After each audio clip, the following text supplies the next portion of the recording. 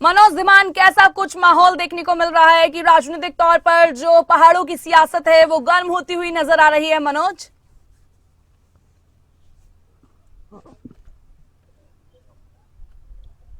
बिल्कुल प्रिया, देखिए आज अंतिम चरण के चुनाव है और इससे पहले अगर बात की जाए तो राजनीतिक माहौल जो है वो काफी गर्माया हुआ था। और इससे पहले अगर बात करें तो कई तरह के बयान पलटवार जो है वो लगातार चल रहे थे।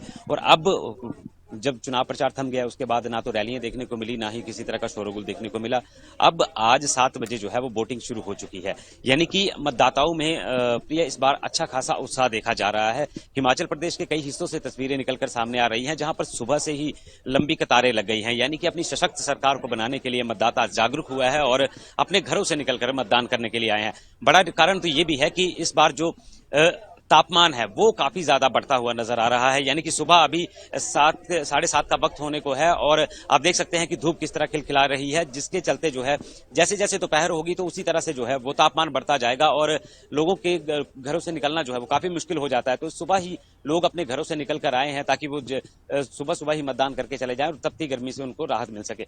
लेकिन दूसरी तरफ देखा जाए तो उत्साह भी अच्छा खासा देखा जा रहा है और इस बार जागरूक जब मतदाताओं को जागरूक भी किया गया है और जागरूक मतदाता जो है मतदान के लिए पहुंचे हैं, यानी कि जो पहली बार वोट डालेंगे उनमें अच्छा खासा उत्साह देखा गया है। फिलहाल वो लोग घरों से निकलेंगे और मतदान करेंगे। वहीं दूसरी ओर अगर बात की जाए तो राजनीतिक गलियारे अभी भी बिल्कुल उनका माहौल गरमाया हुआ है और प्रत्याशी भी अपने घरों से निकल करके मतदान करने के लिए पहुंचे हैं। पहले मैंने आपको बताया था कि जिस तरह से जो कतारें लंबी सुबह से ही लगनी शुरू हुई हैं, ये कतारें दिन भर इसी तरह लंबी होती जाएंगी क्योंकि लोकसभा के चुनाव हैं और साथ ही साथ 6 विधानसभा के उपचुनाव भी हैं। तो ऐसे में इतिहास में ये पहली बार हुआ है कि हिमाचल में एक साथ 2 मतदान किए जाएंगे। तो ऐसे में कहीं ना कहीं जो उत्साह है वो लोगों के अंदर काफी ज्यादा देखने को मिल रहा है, जिससे इस बार मतदान की प्रतिशतता बढ़ने का भी पूरा जो है वो उम्मीद है कि इस बार मतदान की प्रतिशतता में भी इजाफा होगा। और ये इजाफा हो सकता है क्योंकि नए वोटर्स हैं, नए वोटरों को अधिक से अधिक जो है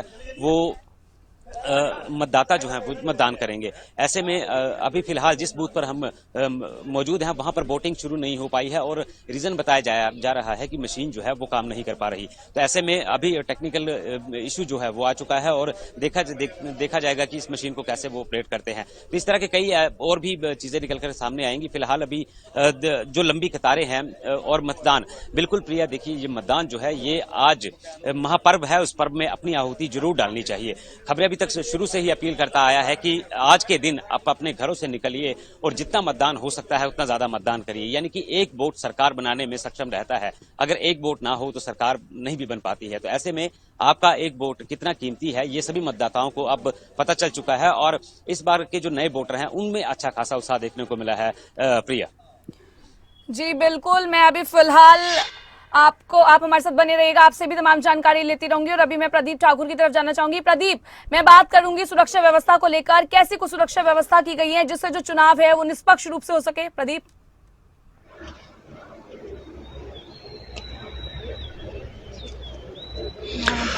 बिल्कुल, देखिए हिमाचल में अमूमन शांतिपूर्ण चुनाव होते हैं और किसी प्रकार की कोई लड़ाई झगड़े या हिंसा जो है वो प्रदेश में नहीं देखी जाती है और इस बार भी यही उम्मीद है कि शांतिपूर्वक चुनाव यहां पर होंगे। और फिर भी कई ऐसे अति संवेदनशील पोलिंग स्टेशन है 339 के करीब, वहां पर अतिरिक्त पुलिस बल लगाया गया है और सीआरपीएफ के जवान वहां पर तैनात किए गए हैं। फिलहाल तस्वीरें आपको फिर से दिखाना चाहेंगे, यही शिमला का जो पोलिंग स्टेशन है, यहाँ पर भी देख सकते हैं कि पुलिस कर्मी जो है यहाँ पर मौजूद हैं।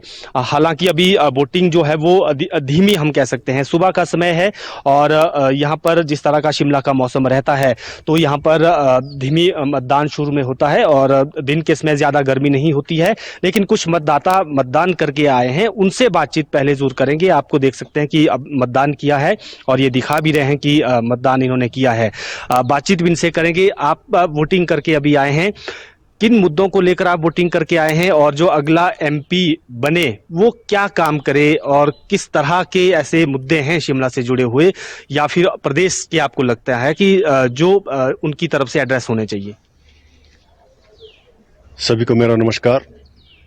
सबसे पहले तो आज का दिन जो है लोकतंत्र का महापर्व है।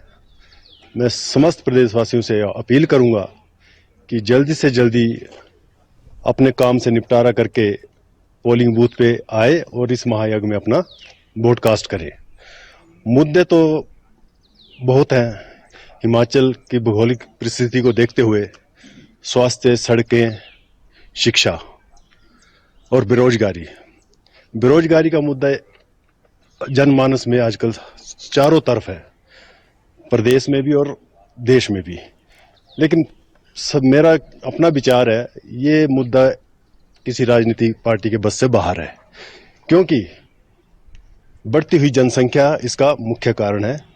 जो भी सरकार आए वो पहले जनसंख्या के कंट्रोल करने के बारे में नीति बनाए, नेचुरली फिर उसके बाद रोजगार भी मिलेगा, रोजगार मिलेगा, बेरोजगारी खत्म होगी। इंडस्ट्री हिमाचल में अभी दिक्कत है, सड़कों की हालत ठीक नहीं है, लेकिन फिर भी सरकार जो है सड़कों की तरफ ध्यान दे रही है आजकल। स्वास्थ्य भी हमारे हिमाचल में देख लीजिए, एम्स बना हुआ, मेडिकल कॉलेजेज हैं, सब कुछ है, लेकिन स्टाफ की कमी, क्योंकि मेडिकल कॉलेज तो बन गए हैं लेकिन वहाँ पे कर्मचारी नहीं है, तकनीकी स्टाफ नहीं है, डॉक्टर नहीं जाते, डॉक्टर की कमी है। सरकार अपने लेवल पे सब कुछ करती है, चाहे कोई भी सरकार आए। मेन मुद्दा हमारा यही है कि जो भी सरकार आए, चाहे दिल्ली में और जो विधानसभा की हमारी अपनी सरकार है, वो हिमाचल के हित के में काम करे, और हमारे एमएलए ऐसे होने चाहिए जो कि काम करवा सके। आपको लगता है जो ये वायदे करते हैं ये पूरा कर पाते हैं बाद में, या भूल जाते मैं हैं? वही कह रहा हूँ, वो हमारा कैंडिडेट उस लेवल का होना चाहिए कि वो वायदे पूरे करवाने में क्षमता रखता हो। हमारे कई कैंडिडेट होते हैं दिल्ली जाके कुछ बोल नहीं पाते, बैठे रहते हैं चुपचाप। तो डिपेंड करता है कि आपका एमपी कैसा है। दिल्ली में वो हिमाचल की आवाज को बुलंद करे और वहां से काम करवाने की क्षमता रखता हो, तो हमें उस चीज को मद्देनजर रखते हुए ऐसे व्यक्ति को वोट कास्ट करे जो जिसमें कुछ दम हो। बिल्कुल, जिसमें दम हो उसको वोट कास्ट करे। आपने भी वोट कास्ट किया है, आपने क्या सोचा मन में वोट डालने से पहले? बस कैंडिडेट के बारे में सोचा मैंने, क्योंकि पिछले कैंडिडेट तो दिखा नहीं हमें। इस बार चेंज के लिए किया है कि 10 साल के बाद अब कम से कम चेंज तो, क्योंकि 10 साल में दिखे ही नहीं वो कैंडिडेट चेंज। हाँ जी, हाँ जी। तो मुद्दे क्या है लगा आपको कि कौन से मुद्दे हिमाचल में, अगर हिमाचल की बात करें, शिमला लोकल की बात करें, क्या कौन से ऐसे मुद्दे हैं जिनके बेस पर आपने वोट किया, या फिर आपके एमपी ने या जो सरकारें रही उन्होंने उन पर ध्यान नहीं दिया? बेसिकली यहाँ पे मतलब हिमाचल को इतनी ज़्यादा ज़रूरत तो नहीं पड़ती, पर लास्ट ईयर जैसे आपदा आई थी तो किसी ने यहाँ को देखा तक नहीं उस टाइम। तो इन्हीं चीज़ों को देख के किया है कि भी कम से कम इनका काम क्या है, सिर्फ आके सिर्फ थोड़ा सा हेल्प, आम जनता की हेल्प हो जाए या दिख जाए, इससे थोड़ा सा मॉरल बूस्ट हो जाता है। बाकी तो यही होता है इनका काम, और तो इंसान तो खुद ही कर रहा है। बिल्कुल, जो है आपने वोट कास्ट किया और किन मुद्दों पर इन्होंने अपना मतदान किया है, ये अपनी बात इन्होंने यहाँ पर साझा की है। तस्वीरें हम लगातार आपको दिखा रहे हैं कि यहाँ पर मतदान जो है वो इस वक्त चल रहा है, और तस्वीरों के जरिए भी आप देख सकते हैं कि लोग यहाँ पर वोट कास्ट कर रहे हैं। जो जिम्मेदारी है वो और भी बढ़ जाती है कि मतदान को लेकर। प्रदीप, उनसे भी बातचीत करेंगे। मतदान करने पहुंचे हैं, आपने मतदान किया है सर, आपने चुनाव देखे होंगे, इस बार कैसा लग रहा है और किस उम्मीदों के साथ इस बार मतदान किया?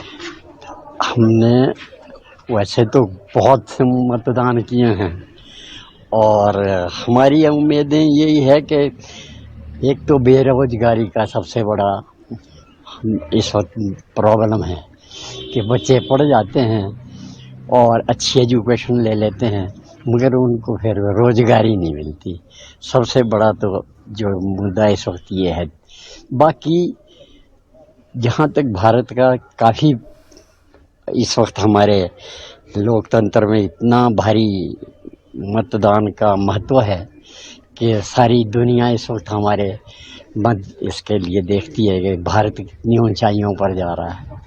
तो मैंने तो यही, हमारा तो ये है कि एक तो बच्चों की एजुकेशन के बाद उनको नौकरी का प्रॉब्लम, बेरोजगारी की प्रॉब्लम हो जाए, और बाकी हम लोग बहुत इस वक्त बहुत उसमें हैं।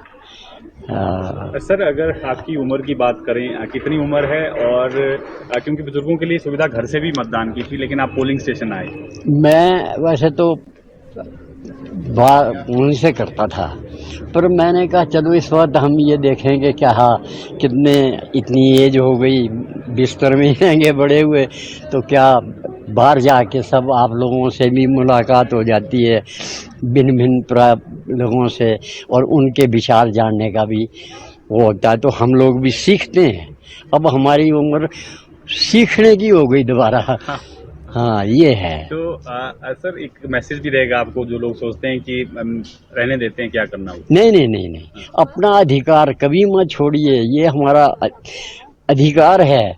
भारतवर्ष का यही तो एक सबसे दुनिया में, वर्ल्ड में यही तो एक चीज है जो हम लोगों को बांधती है। हमारा संविधान जो है ये हमारा बांध रहा है कि क्या करना है, और इससे ही ये सारा संविधान हमारा सब चल रहा है।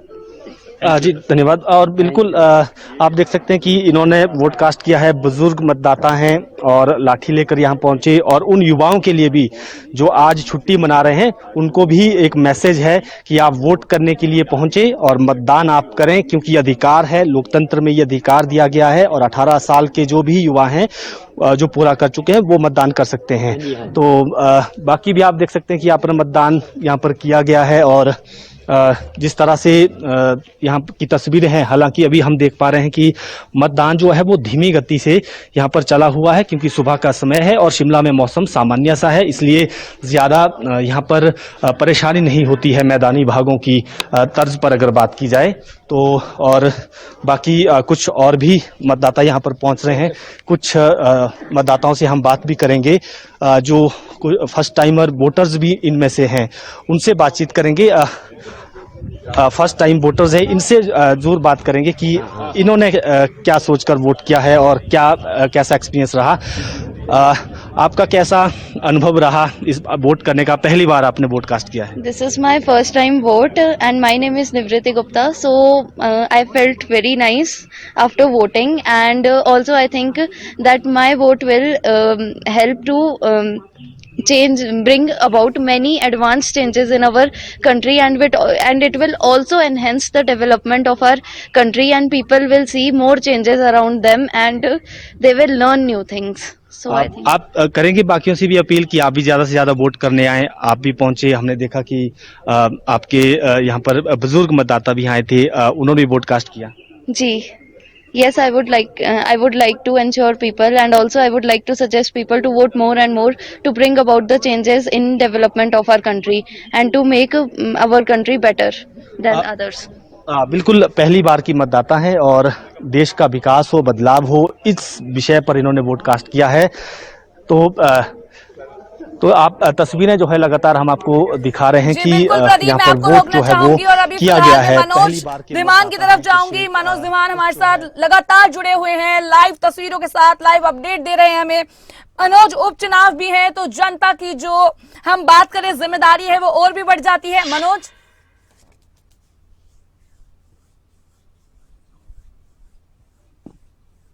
बिल्कुल प्रिया, देखिए 6 विधानसभा के उपचुनाव हैं और वाकई में इस बार ये पहली बार हुआ है कि लोकसभा के चुनावों के साथ साथ जो है वो विधानसभा के उपचुनाव हो रहे हैं और जनता की जिम्मेदारी लगातार बढ़ जाती है। तो ऐसे में 2 ईवीएम रखी जाएंगी, 2 ईवीएम में जो है वो चुनाव होंगे। ऐसे में एक लोकसभा के लिए होगा और दूसरी जहां जहां 6 उपचुनाव है वहां पर दूसरी वोटिंग मशीन के लिए विधानसभा उपचुनाव के लिए होगा। तो ऐसे में कहीं ना कहीं जो है वो जनता के लिए एक अहम उनके लिए हो जाता है कि 2 उम्मीदवारों को चुनना है, यानी कि 2 प्रत्याशी हैं, दोनों प्रत्याशियों को चुनना है।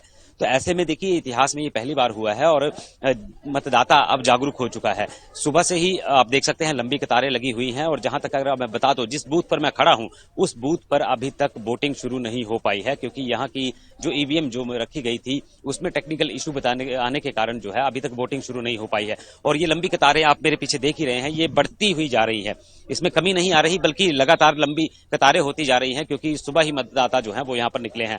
वहीं दूसरी तरफ जो है मशीन को ठीक करने का काम जो है वो किया जा रहा है और कुछ देर के बाद यहाँ भी वोटिंग शुरू हो जाएगी। ऐसे में अगर धर्मशाला की बात करें तो धर्मशाला में भी इसी तरह से लंबी कतारें देखने को मिल रही है और वहां पर सुधीर शर्मा जो है वो मतदान करने के लिए पहुंच चुके हैं। दूसरी तरफ राजीव भारद्वाज जो है वो अपने जसूर स्थित मतदान केंद्र में पहुंच चुके हैं, जहां पर वो कुछ देर में मतदान करेंगे।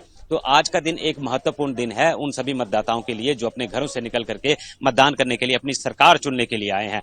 और आज की तारीख में 6 बजे तक जो है वो इन सभी प्रत्याशियों की जो है वो किस्मत ईवीएम में कैद हो जाएगी, जिसका पिटारा जो है वो 4 तारीख को खुलेगा। यानी कि 4 तारीख को ही पता चलेगा कि आखिर किसने अपनी जीत दायर की है। तो मतदाता जागरूक हैं और घरों से निकल रहे हैं। ऐसे में जो नए मतदाता हैं उनमें अच्छा खासा उत्साह देखने को मिला है और पहली बार जो मतदान करने पहुंच रहे हैं वो काफी उनमें एक क्रेज देखा गया है मतदान करने के लिए, क्योंकि पहला उनका वोट बना है, पहली बार वोट बना है और पहली बार वो मतदान करेंगे। तो ऐसे में प्रिया देखिए, ये बिल्कुल लाजमी हो जाता है कि आप एक जिम्मेदार नागरिक होने के साथ साथ अपना मतदान करें। हम लगातार अपील कर रहे हैं कि आज के दिन अगर आप अपने घरों में बैठे हैं तो घरों में ना रहें, बल्कि मतदान करने के लिए निकले, ताकि क्योंकि आपका एक एक मत जो है वो काफी कीमती है।